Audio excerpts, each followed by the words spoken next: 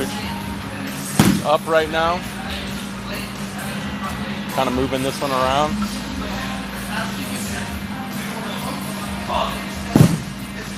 All right, there we go. Going on YouTube to make sure you guys are there. What's up, guys? Hello. How are you, man? See y'all coming in on Instagram. Sorry, I'm logging into my YouTube right now.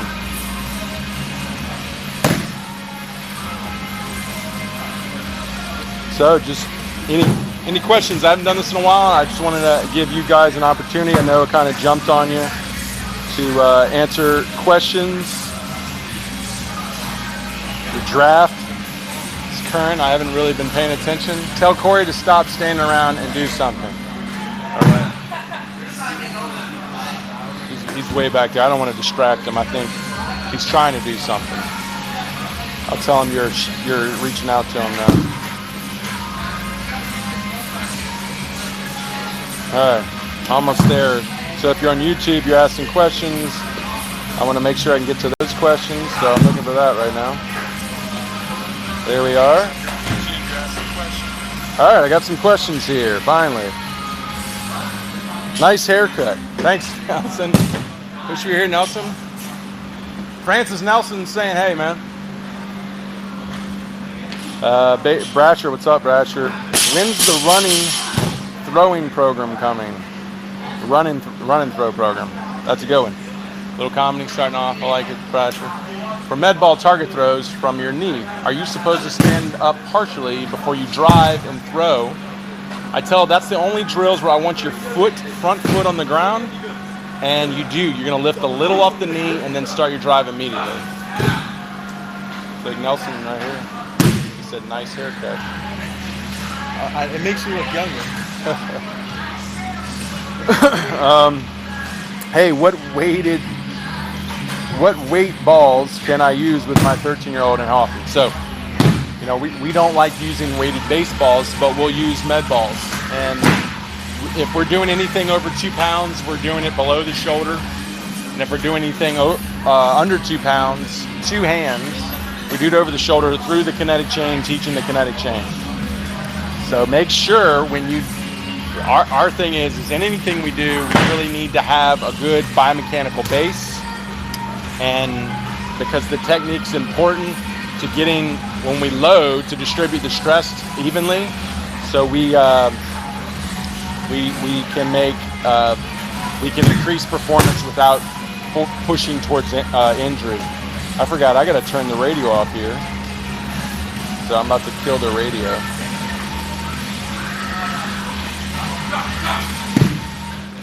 All right, there we go, killing the radio. So they're not gonna like that, but don't want to get popped for copyright with the radio on, right? Other questions? I think I saw one up here on Instagram. Look at the fresh cut. Thank you, Royer. Would med ball stuff be the best way to increase hip to shoulder separation? It's a good question.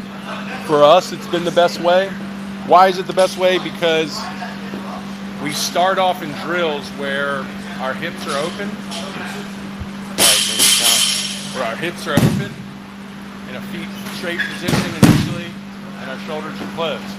We then use a 2-pound ball, a 2-handed 2-pound ball, because if I use 2 hands, I can't pull away. I can't initiate the left side early. And a lot of guys who don't separate fly open, right? So if I'm in a 2-handed position, hips open, shoulders closed, where I can't pull early, pull that hand away, I have to stay connected to the ball, then it's going to force me to hold the shoulders closed longer to allow the hips to drive the energy. If the hips don't drive the energy, then that's why you typically go to the glove side. So to me, it's the best way to really understand and learn and perfect hip to shoulder separation. It's what I did in my career. It was very effective, and then I believe a lot of the guys here have benefited from it a lot. David Guerreri, Can you explain the good or bad of bending the elbow too much prior to layback?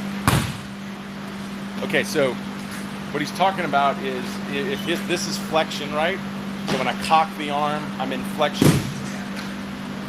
When it's too much flexion, when I go to layback, is when that elbow wants to push forward. So if that elbow wants to push forward ahead of the shoulder, then that delays pronation and will increase. It also increases the load and it holds the load longer because it delays pronation. So if I cock the arm and I'm too aggressive inside 90, and then I turn and my elbow goes like this, which it typically wants to, as opposed to if it's out here, it wants to hold back. If it's here, it wants to push out. That's a bad position to be in during layback. So I always say somewhere just to 90, slightly inside, slightly outside, doesn't matter. I've seen guys, anybody in success in here, it's when they're way in here, when it's like boom, and we get into bad positions. Brent, what is your opinion on having pitchers sit on a bucket to train the force vector or bucket drills in general? Yeah, I think a bucket's fine. I mean, I know John Madden talks about that. I like, we use plyo boxes. We actually put our hands down, arms loaded, in torsion, and then we open and drive. That's in our level 3 program. Bucket can work. Typically the way we do it, the bucket feels a little unstable if it's not heavy.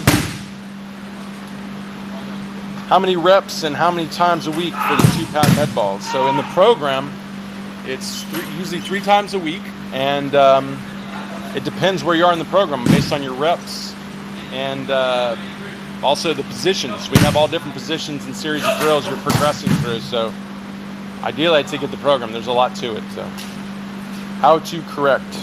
So how to correct this issue, right? It's keeping the ball away. So I teach kids where it's like the whip, right? If we're going to drive energy through the whip, if I'm going to start with the handle of the whip here, bring the whip up and reverse the direction to create the pop. The goal is as I peak the handle, I'm getting the end to move as far away from the handle as possible. That's why I start up, to get the end moving away as the handle is peaking down. So I have to do the same thing with the hip. I want to get the hip peaking forward as the end is moving away. So just teaching them the understanding of staying in flexion, moving the end away from the handle as you peak forces through the hip is a way to correct the problem of over-aggressive inside 90s. Baseball Man 99, how to get a linear front leg. Okay, so a linear front leg, meaning I would assume an extending front leg, moving you linear. The front leg can extend in rotation, right? Just this hip being ahead and the back hip coming around, creating rotation, that extends my knee. So your front leg will extend in rotation. But if you want it linear, meaning if you want your trunk to go more linear, then you almost need to be, when you hit front foot, already in a good amount of rotation and in a lot of trunk delay. So now the hips are open, driving the shoulders around because of all that separation. And as that shoulder comes around, now you have time to even add to that force. So it's like if I don't already have linear momentum down the mound and a delay of the trunk to transfer or receive that, and I go to extend my leg, it's just going to accelerate what I'm already doing. So really the front leg is just going to accelerate what's already happening. If you're rotating, it's just going to accelerate rotation.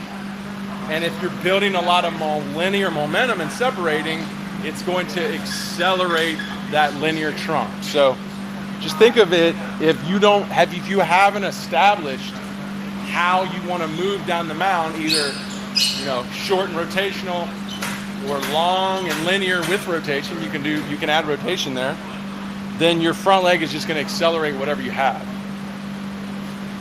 What's your opinion on what age to start lifting weights? So there's no studies that find a negative correlation to early weightlifting. It's usually the other way around. Those studies that I saw that those who lift younger are typically healthier later in life. They typically weight train more into life. Studies show that it was as beneficial for the youth to lift as or more beneficial than adults. So I believe you can lift anytime you want. It's just when you haven't gone through puberty, the loading isn't going to be as effective on the body as if you're in puberty, where you have the hormones to create hypertrophy. So basically, beginner lifting needs to be more technical, proprioception, meaning like central nervous system, body awareness stuff. Really the general components of lifting should be the focus when you're young. So we have beginners come in, learn the technique of the lifts, do a lot of the beginner stuff. They're probably it's better to do more strength stuff than it is a lot of plyometric stuff. Like, you want to be careful on high velocity stuff, just because there's not a lot of stability or good kinetic chain in a young kid. Loading torques and forces aggressively could just cause earlier injury. Sorry, I'm getting this light out of my face. But any age, just understand that there's specific programming for your age. Just want to make sure you're doing that correctly. Okay, I'm jumping to Instagram. A lot of questions on Instagram at this point. I just want to go down the row, make sure I don't miss them.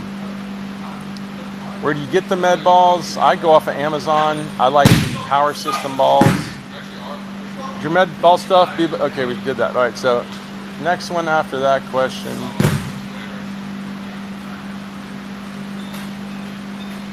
How to fix leaning back when trying to load for rotation. Okay. I don't even mean load for rotation. I'm not sure exactly what you mean, but maybe you're saying load into hip rotation or load into the femur rotation. How do you fix leaning back? So I guess maybe you're leaning too aggressive when you're trying to hold torsion.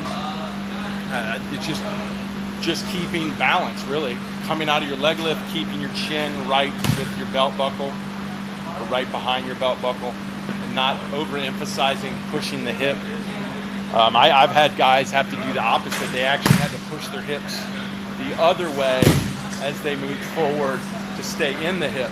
Because when they pushed it this way, they collapsed the leg. So they would push the hip the other way as they would fall forward, and they would sit in torsion better, which is interesting. It's very interesting to see it that way. My son is 14. I've been training him for about 5 years now in 3X. Thank you, William. William Grimes. Good to hear. This season he has started having pain in his lower back. Well, that sucks. Hip, glute area of his landing leg. Any suggestions? Tight hips is what I'm assuming, and poor posture. Make sure a lot of the guys will cut out the core routines in the program.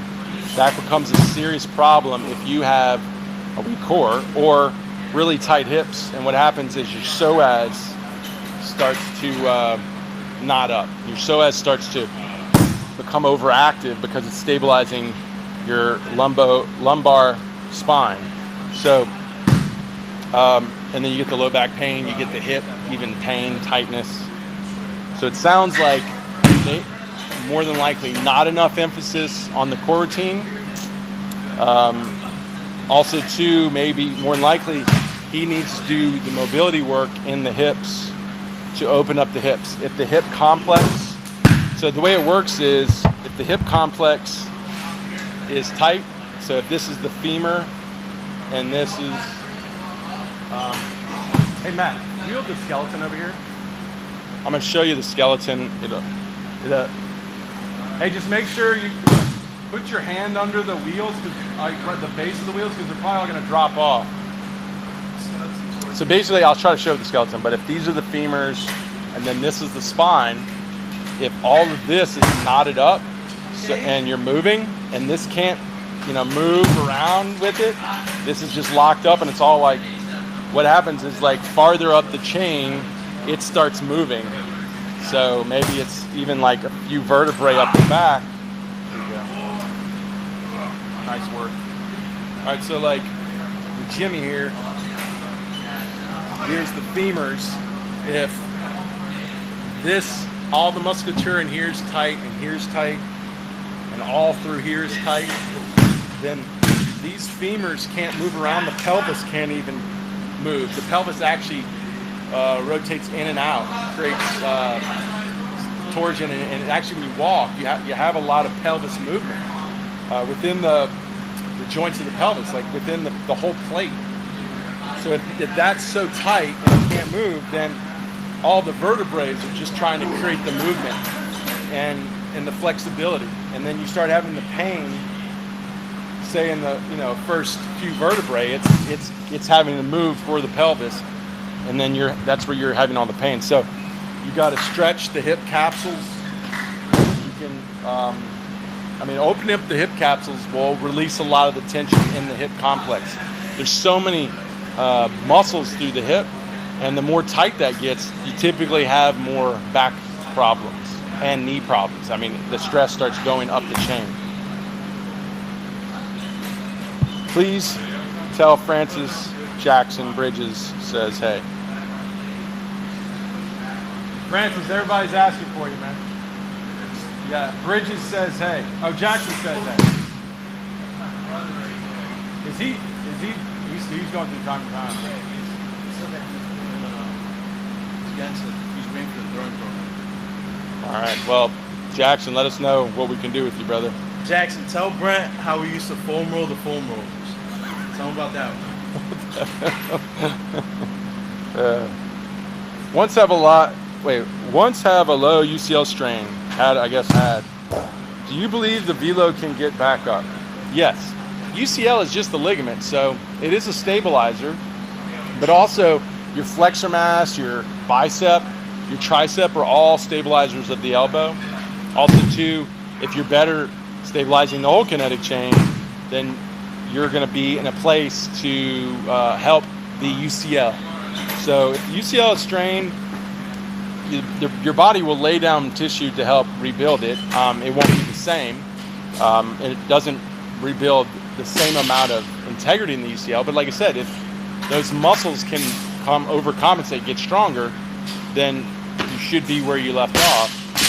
But once again, it comes into velocity as a component of the kinetic chain. So you need to get your legs more explosive, your hips more mobile to transfer your energy into a late trunk, and then the motor control of using your trunk, of learning how your trunk is the better predictor of velocity, which I just posted a study on Instagram or all my social media today showing that the trunk timing and power was the better predictor of velocity between the difference of a high school and professional pitcher. So you really need to tap into that kinetic chain. It's true, the foam rollers get tight sometimes and you have to foam roll the foam rollers. Hey, he said it's true. He said sometimes the foam rollers get tight, you got to foam roll the foam rollers. He's laughing. How's it going? How to fix leaning? We did that one. When doing the med ball throws, I have noticed that occasionally I get some shoulder pain.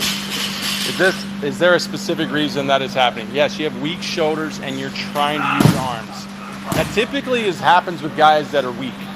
So two things you can do. You drop down to a basketball.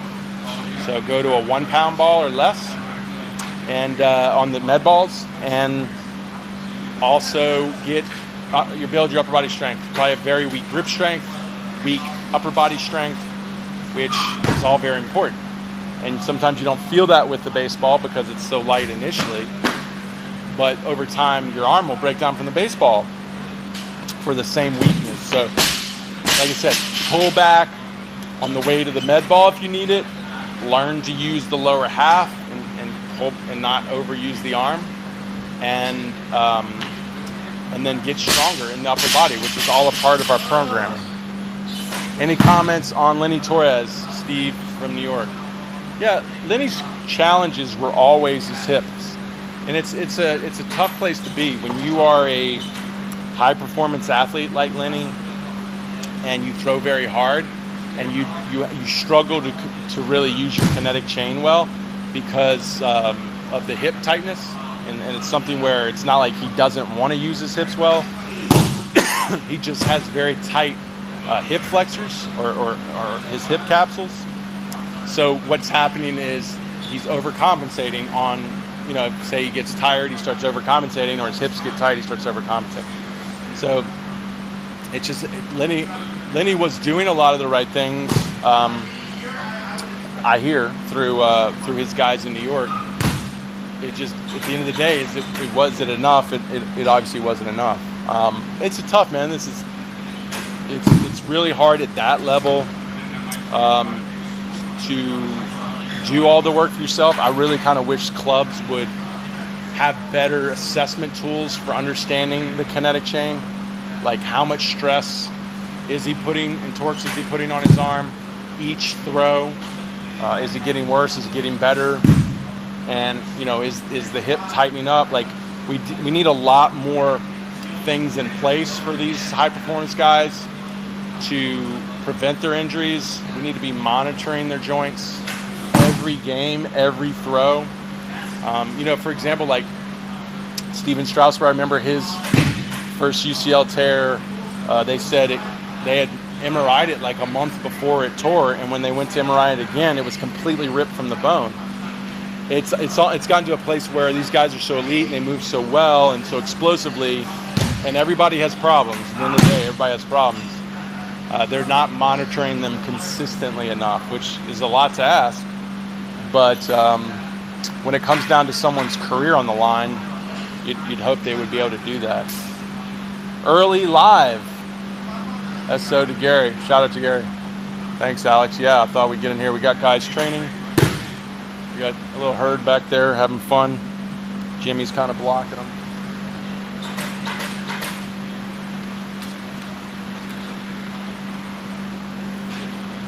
Let's see, we got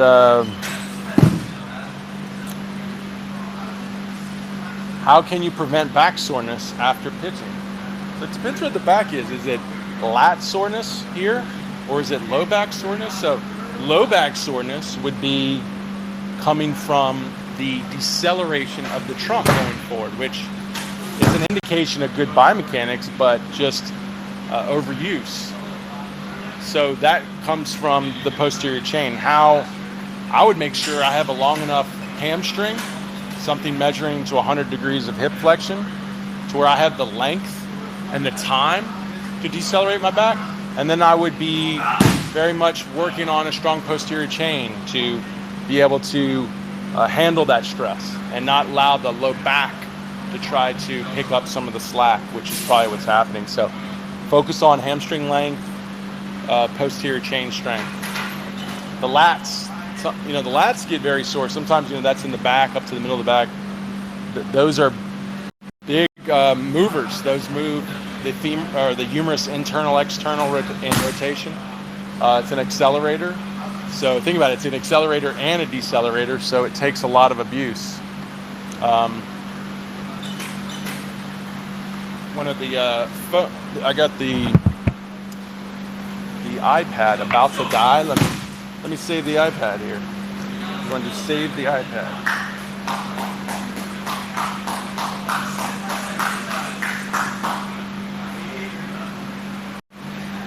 See how long that works. Looks like I got it. Okay. Hey, can you grab me that fly box?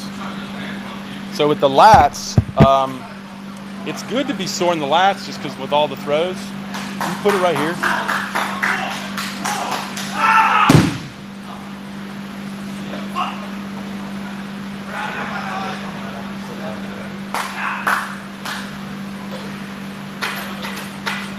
All right. So the lats, it's something that you just need to keep mobility. So I would be stretching them, don't let that tissue bunch up. Thanks, man. And then, there you go. Perfect. And then also make sure they stay strong. So that's something that you want to make sure you put some time, and especially if you're off season, strengthening them. All right, what else we got? Long distance conditioning versus short sprint conditioning. Both more focus on certain one to maximum performance? Well, there's really zero need for a pitcher to run long distance. Zero need to do that. It actually works against you. It decreases testosterone, studies show. And why does it decrease testosterone? Well, if you look at cross-country runners to sprinters, cross-country runners have smaller bodies than sprinters. Sprinters are more developed because to create that explosive movement, fast-twitch muscle movement, which is typically fueled through ATP, or phosphagen creatine ATP, that muscle hypertrophies. It needs size, right? The long distance muscle is a more slow twitch dominant fiber, which runs more on fats and oxygen. It runs for long. It can run for longer periods of time. So it's a more lean muscle, or actually more lean. It's actually a fattier muscle, but not as hypertrophy. The reason testosterone is going to decrease if you do a lot of long distance running, because your body's going to remodel to more slow twitch, which is a smaller muscle, and it doesn't need the size. So you're going to lose your testosterone because you're getting smaller. So long distance running is going to make you smaller. And there's also studies that link a loss in mass it correlates to loss in velocity. So these are big negatives. Also, there was a study that showed it affected your eccentric elastic energy, so your ability to load and unload, that explosiveness, right? Because that's where a lot of that explosiveness is, in that elastic eccentric movements. So I really try to steer guys away from any long distance running. It's very old school. Yeah, you can see elite pitchers using it. Well, if they already genetically have a lot of fast twitch muscle fiber that their body keeps on genetically, they're lucky it's not affecting it. But if you're someone who's having to build your explosiveness and then you go long distance run, you're working against yourself. It's not smart. So there's really no need for it. There's no point in pitching where you're breathing heavy. You're never on the mound going, right? You're on the mound going,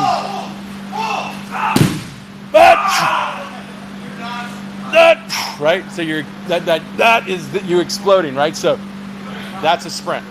That's something where sprinting as fast as you can, it's up, just like you are in the mound. So sports specificity, training is close to the demands of your skill. It's very beneficial for pitching or for any sport. So I usually highly recommend you to avoid long distance running. Where's Francis? Francis, more guys asking for you, man. I don't know why everybody likes Francis so much over here. Getting some love. You recommend weighted ball training in off season. We only use med ball training, no weighted baseball training, only med ball training. Two-hand med ball training will protect your arm while improving and building a more elite kinetic chain. Right here. Chris Q31. Where's Francis Diaz? Where's Francis Diaz? Chris is a beast. He's a beast. What is this? Great minds think alike. What is this? You're a celebrity, man. Hey, man, Brent, hey, I got one. Thank you, Frank. How do I progress my 3X throws over 4 months? In the program, you got to follow the program, right? So we start off in linear positions. We work to lateral positions. We have 3 drills per series. And we blend those in with the baseball drills as well. It's all in the program, man. Where do you find your studies? Google Scholar. Just go Google Scholar. Pitching. It'll come up. Also, too, I'm at a university called AT Still University. It's a medical university. I'm getting my kinesiology degree. I'm about a year away. I'm almost there. And they have a library, and I get a lot of them there. So the ones in Google Scholar that you can't download, you can buy them, or you can be in a university. If you're in a university, you should be able to go through your university library and access those studies. That's probably a better way to say it. If you college guys out there are interested in collecting these studies, go to your library and ask for access to peer-reviewed medical studies. Like, how can you get access to that? more than likely going to give you an online interface that you log into through your student account, and you're going to be able to pull up any study you want on pitching, throwing, training. It's all there. I would love for you guys to do that because it gets really old, me being the only one I feel like doing this. So it'd be nice to see more guys actually educating themselves on baseball. Kevin Duke, the difference in what a pitcher should feel soreness-wise after a 40-pitch game versus an 80-pitch game. Well, it really comes down to, are they conditioned for either one of those? So if I'm more conditioned for a 40-pitch game and I go to an 80-pitch game, I should be pretty exhausted. My CNS should be exhausted. My arm should be extremely fatigued. My legs should be fatigued. My core should be fatigued, but my arm fatigue should be pretty high. So it just really comes down there. There really should be no different between pitch limits. It has to do with how conditioned you are for that amount of pitches at that amount of rest. So just because you're conditioned for 80 pitches and you throw 80 pitches 2 days in a row doesn't mean you shouldn't be sore on the second day. It really is, was I recovered before the 80 pitches, and was I conditioned to throw 80 pitches with that recovery? If I had trained to throw 80 pitches 2 days in a row, potentially you could do it, and maybe not at the velocity you want, maybe not every 5 days. The point is, you have to eventually condition your body to the workload. And throwing isn't enough, because at the end of the day, throwing doesn't strengthen your arm. We have studies showing the average pitcher's throwing arm is weaker than the average public's throwing arm, or arm, either arm. Studies show that pitchers have weaker throwing arms than position players. So throwing doesn't strengthen the arm.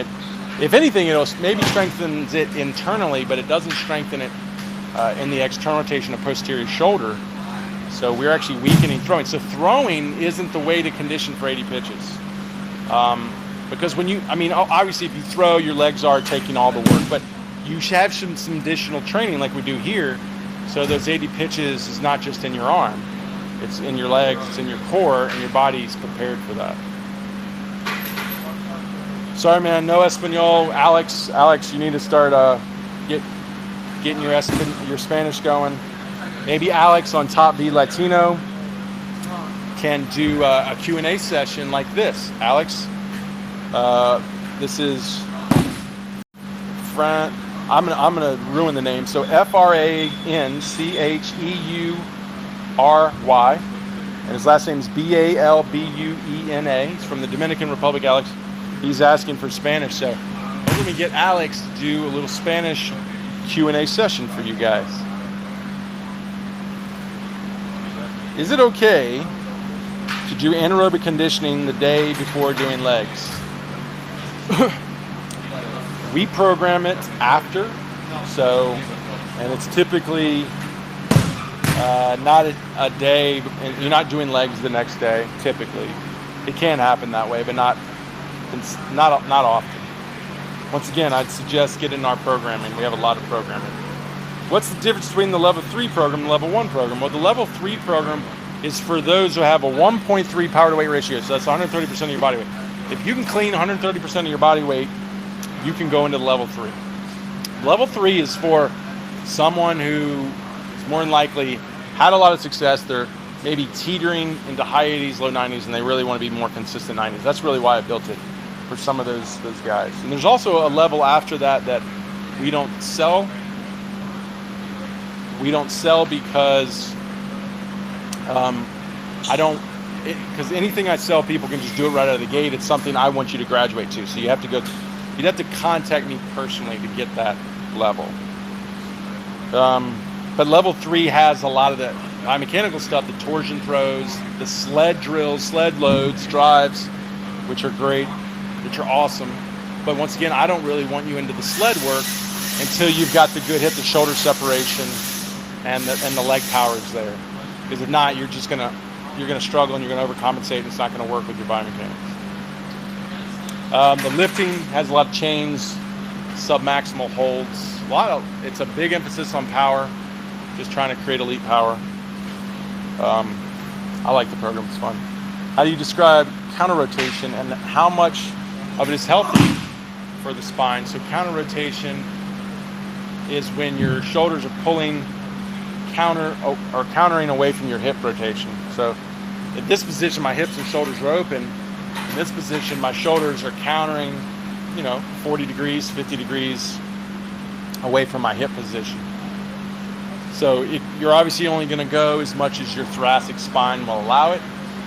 Ideally, you want the rotation to be in your thoracic. Only about 15% of rotation should be in your lumbar spine. And it's really how your spine works. If you look at Jimmy here, okay? If you look at the spinal cord is going through here, and if you notice, the vertebrae are way thicker down here than up here. And they're a lot lighter too because the hole for the spinal cord is bigger because there's more arteries going through here. So these are really light bones up here that have a lot more mobility. Down here, a lot heavier, more dense, smaller space I think in the spinal cord region. And so this isn't really made to be mobilized. This is made to be mobilized all through here. So we really want to just create rotation and extension in here and try to create stability here. That's the goal on any type of spinal movement, specifically in loading the spine, throwing.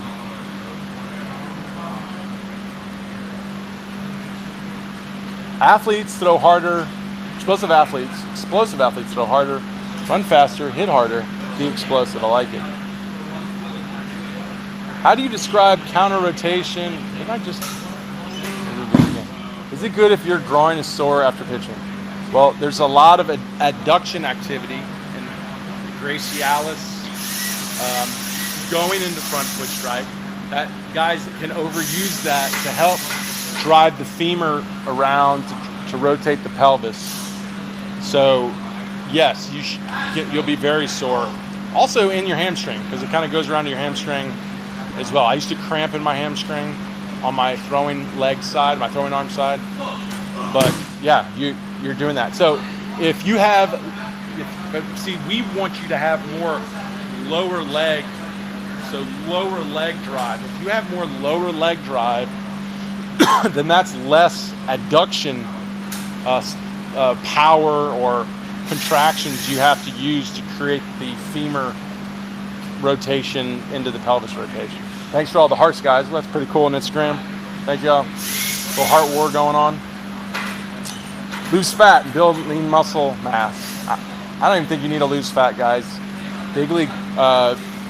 If you look at the fat percentage of body fat as you go up levels of the game, professional baseball, the body fat actually goes up.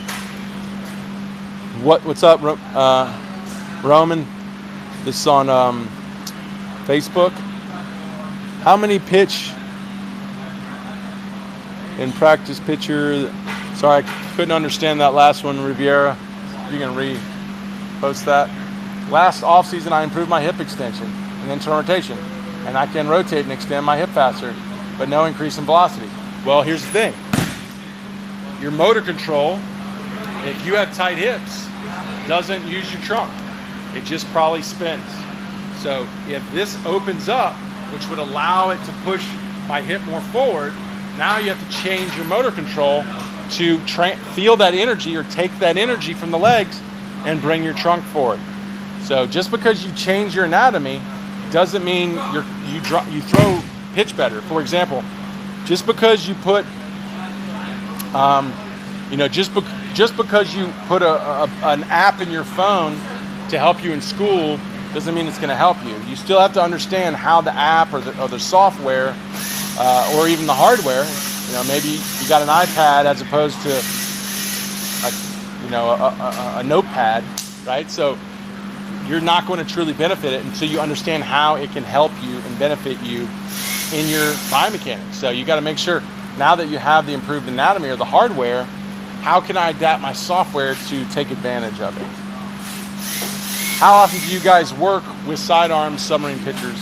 Also, what are some velocity tips for submarine pitchers? You know, I like to recommend John Heisinger with AZ Fuel Factory Baseball in Arizona. Heisinger or Zinga is he's a more sidearm guy. It's not that we stay away from it.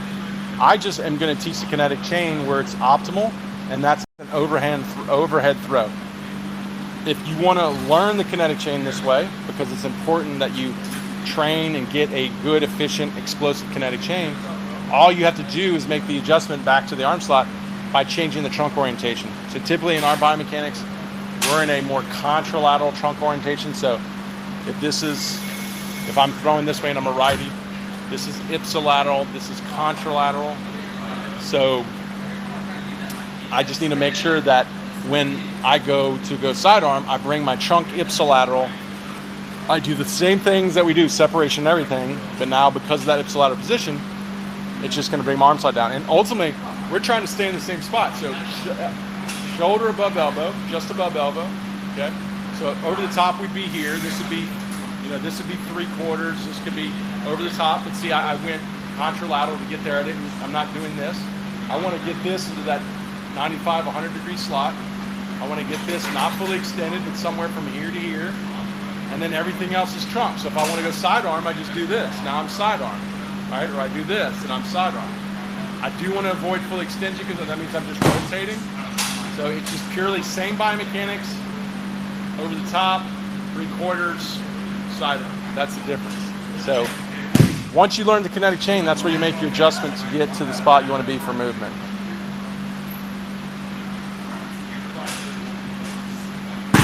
Has there ever been a guy who separated well by their core wasn't strong enough to feel the torque? Yeah, I mean, you can have guys that are very highly mobile that land and they can stay completely closed, but they don't carry or accelerate a lot of energy. It'd be like in my era, this cartoon figure called Gumby. He was just like really like made of gum kind of thing, and it's like you don't want to be like this long floppy rubber band. You want some tension in your rubber band, but you don't want to be this tight knotted up rubber band. We're always trying to find balance between strength, power, and range of motion. How far can we carry that strength and power? I like a better analogy is understanding like how a jet on a runway would take off. So a jet's trying to get to 140 miles an hour to take off.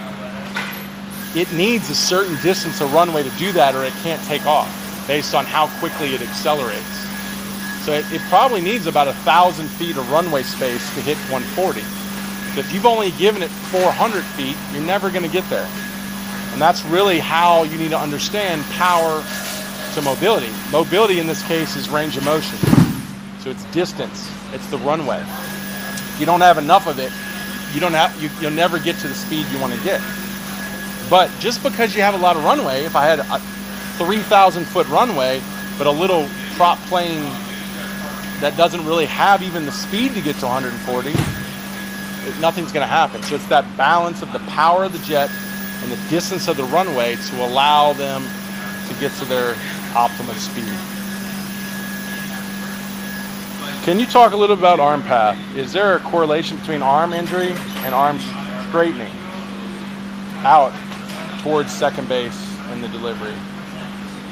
So there's an arm path. So here's the problem, guys. When y'all think of like, should I be here? Should I be here? All this.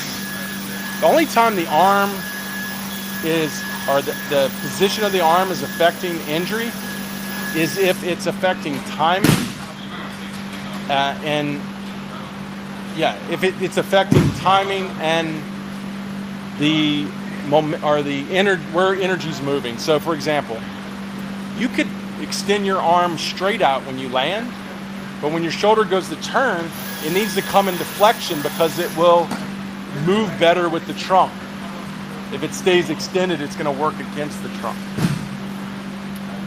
If you see an arm land in flexion and move with the trunk, but as the trunk moves, it flies out, then the trunk is working very rotational and causing the energy or the centrifugal force to increase to pull the arm away from the body, and then the same thing, it creates that just a lot of distraction or drag. So the goal is to get this arm to work with this trunk. If it can stay engaged and it can ride and work with the trunk to transfer the trunk's energy, as opposed to pull away from it and work against it, it's going to be healthier when it works with the trunk. If it's ever put in a position to work against the trunk or fly away from the trunk early and therefore works against the trunk because you have to continue to pull to get it around, you're going to put more stress and torque on the arm and you're going to have problems. So yeah, studies show at pitch release, the arm's more extended at pitch release than flex, you're typically more prone to injury. But if your arm is too flexed, pushing ahead of the trunk, you're more prone to injury. If your arm is more extended at front foot strike, there's no correlation to injury. It's typically more correlation to not as good a performance. So a lot of what you're saying, I understand, but just remember, the end of the day, it comes down to, is your arm working with your trunk or against your trunk? If it's working against your trunk, you're going to be more prone to injury. It's high 70s velo for a 5'8", 130-pound, 14-year-old guy on track. At 14, it's hard to know, guys. Like, I've seen guys get better as they go through their development, their growth years, and their growth plates close. And I've seen guys get worse. So sometimes genetics, going in through your growth periods, your genetics initially give you benefits in throwing, and then it works against you. And then other guys it gives you benefits, and then you excel out of it. And then some guys do it earlier, and some guys do it later. So be careful trying to predict where you're going to be in the game before you've gone through all your growth spurts. So, who knows? I've seen it. I've seen guys 15 throwing harder than they were at 20 because their body got worse, or just things kept thickening up and they lost their range of motion. They actually got more strong than explosive, and things dramatically changed. So don't predict your velocity young. Just constantly put the building blocks into place to when you are at your peak maturity of athleticism, you have the building blocks to be at an optimal level. That's all that matters. Riviera, how many pitch can throw in the practice in the week after game I play? Okay, what's pitch count stuff? Riviera, the best way to understand pitch volume is you got to chart it as stress over time. So it's called acute to chronic workload ratios. Not to get too complicated, all you need to do is you should chart your pitches. Every pitch you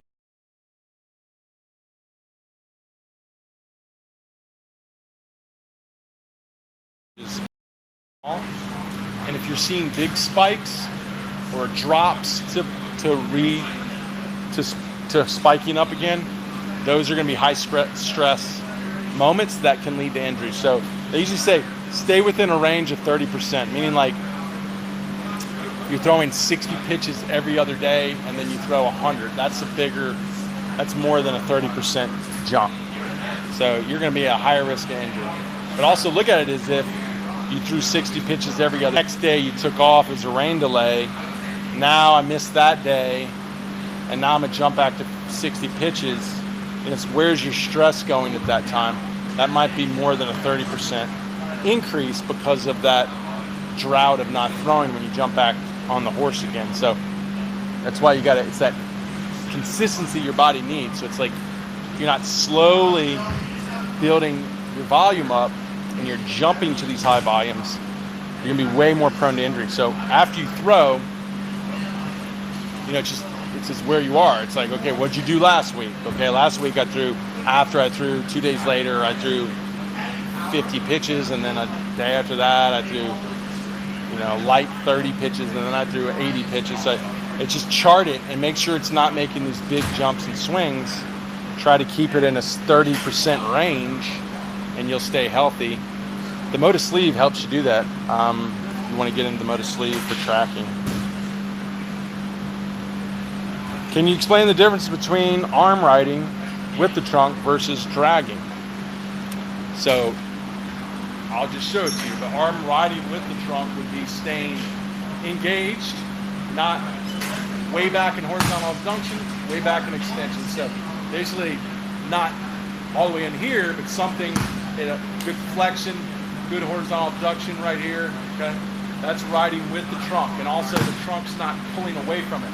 So I'm not in a position where I'm trying to pull across my body and the arm's flying out, the arm's moving more linear, and the arm's staying engaged, and right there with it to carry with all that, carrying with the energy. And you really feel when the trunk energy goes forward, the arm wants to extend and release that energy, as opposed to the trunk barely moving and the arm going way back, pulling across, or the arm's in a good position, but the trunk pulls way across, and now the arm's way out here. You can see it. Anytime you see the distraction forces, being the arm being pulled away, or the arm being pulled back, or the arm being pushed forward, that's disengagement. We want to stay somewhere 25 degrees of horizontal abduction, 90 degrees of flexion, working not against, not a lot of stress on that arm, just transferring that energy. That's the key. And that's learning to use the kinetic chain, because a lot of that is the trunk. If the trunk is misdirected or not directed at all, then the arm tries to overcompensate. So what directs the trunk is the legs and the hips. Riviera, thank you, man. How do I develop the elite level when I don't have money for the pay for the advanced programs? Well, man, look, there's a reason I get on here and answer as many questions as I can. There's a reason I post up as many videos as I can, which I'm even in lawsuits for putting out, answering all these questions. So I'm doing my best to get you guys as much free content for those who don't have the money. At the end of the day, there is real value in saving up money to put it into something you believe in and you know you're going to really learn from and gain from.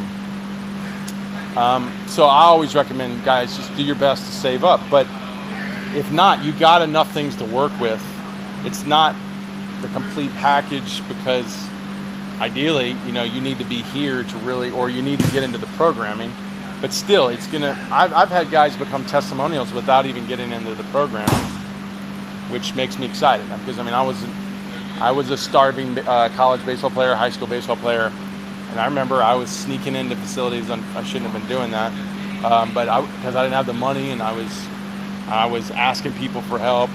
And I remember those years. But when I started to save up and invest in things that I knew were going to be beneficial to my education, to my learning, I really started to grow, not just as a baseball player, but as a human being, and it put me up to higher levels. So you do need to eventually one day and start investing, but I know it takes time. So with my new mobility, I need to work on transferring energy to the trunk. Yes, you need to work on transferring energy to the trunk. How to throw a slider. I don't even want to get into it. I don't really do a lot of pitch stuff. I mean, I have obviously the pitches I used when I played. David Aardsma, TopVelocity.net/pitch-grip. David Aardsma, 14-team major league pitcher, 10-year big leaguer. He put together 14 pitches. He played with the likes of Mariano Rivera, Greg Maddux. He talks about their stuff as well. Like, he gives you some things that he learned from them, but it's a pretty cool, really awesome. He shows it out of the hand. He breaks it all down for you. So check out David Aardsma's pitch grips if you really want to learn grips. Actually, I think I have his slider video on YouTube. So go to YouTube, search David Aardsma slider. I believe it's on there, or top velocity slider maybe. How do I get rid of an inside 90 arm? So a lot of the guys get into this aggressive inside 90 because they're very rotational. So their arm's flying out, so they're trying to pull their bicep or contract their bicep to keep it in. So really getting a more linear trunk, separating better, getting more momentum and drive down the mound, transfer more linear trunk. Your arm's not going to want to, it's going to want to maybe relax and go more to that traditional 90 slot. I think that's the best way to do it. Fix your trunk, it should fix your arm.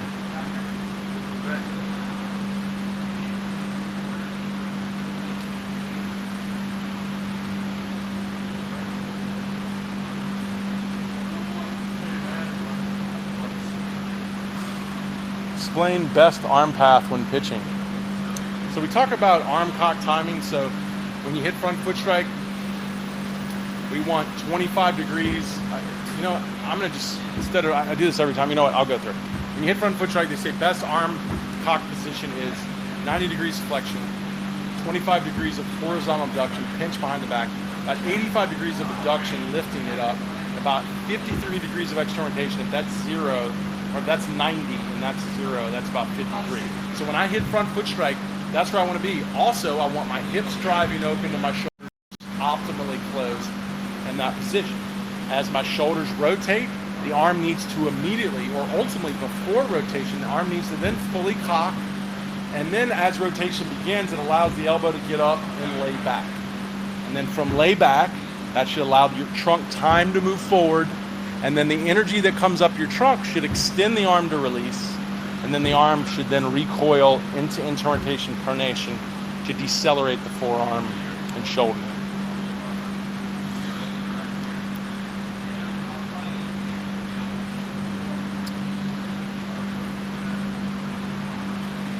Is high, okay. Can you explain the difference between, okay, we did that. How much is your camp? So the camp is at TopVelocity.org. Just go there, you'll see all the information, the pricing that comes with it. Remember, it's a 2-day orientation to everything, evaluation, biomechanical evaluations, mobility evaluations. We'll give you a baseline of where you are, and then we're going to show you our goals and where you need to be and all those measurements. And then we're going to take you to the program and show you how it's going to help you get there. And then you're gonna, that camp includes all your training. So we recommend at least a couple days to a week that you stay and train. But if you want to stay the whole summer, the whole year, we're also building a gap year program here with a Top V Academy. So the goal is for those who are not happy with the recruiting opportunities they're getting into college and they don't want to start college eligibility, but they'd like to take college classes while training here at Top V and being helped to be recruited at, in a better school or better opportunity. We're going to be offering that this year, fall and spring tuition. We're going to help you get 9 credit hours at the local university here, which will be transferable hours, but not an enrollment. Okay, so that's coming up soon. But if you're interested in that, just reach out to me. If anyone's interested in our gap year program starting this fall through the spring. Living and everything here, like as an off year, where, like I said, everything we're going to do, reach out to me through DMs or Brent at TopVelocity.net, get you more information on it. Does testosterone help pitching? Testosterone is just a hormone in your body that is used to help things grow and enhance and heal. So, it's not something that you should ever look at as a true necessity. If you break your body down, it's going to force it. If you do it right, it's going to force it to want to, and it's going to need more testosterone to grow and more likely to increase testosterone. We do have to be careful though in getting supplements or even performance enhancing drugs that are illegal to try to do that. So the goal is to do it naturally. We don't want to do this artificially, but at the end of the day, it's not really a focus of what you're trying to do. We don't go through here going, if we don't get your testosterone up, this is not going to happen, because everyone's level is going to be different. It really comes down to understanding how to, build some growth, but we also need more CNS improvements, which isn't going to be a testosterone issue.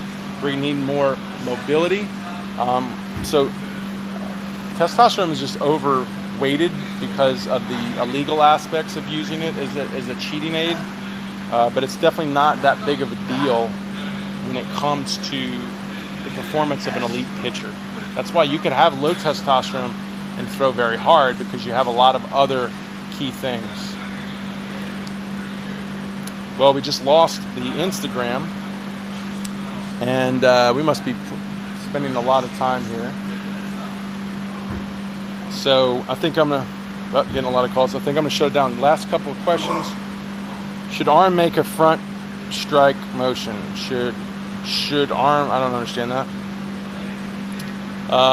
I think that's it, guys. I'm gonna end it there. That was we haven't done this in a while, so I'm glad we got to put this together again. I'll try to keep it up. It's just, the summer's been pretty busy. This is kind of in the dead right now. Everybody went to lunch. They're going to be lifting in the afternoon. But we have a camp left in July. We have August camps, and the fall is going to be here in no time. So you better get in your summer work, get ready for your off season if it's going to be this fall or if it's this summer, and start making some gains. Start enhancing your kinetic chain, preparing yourself for an elite level. Anybody's out there getting drafted, congratulations. If you have any questions, reach out to us, TopVelocity.net or Brent at TopVelocity.net, or DM us. See you next time.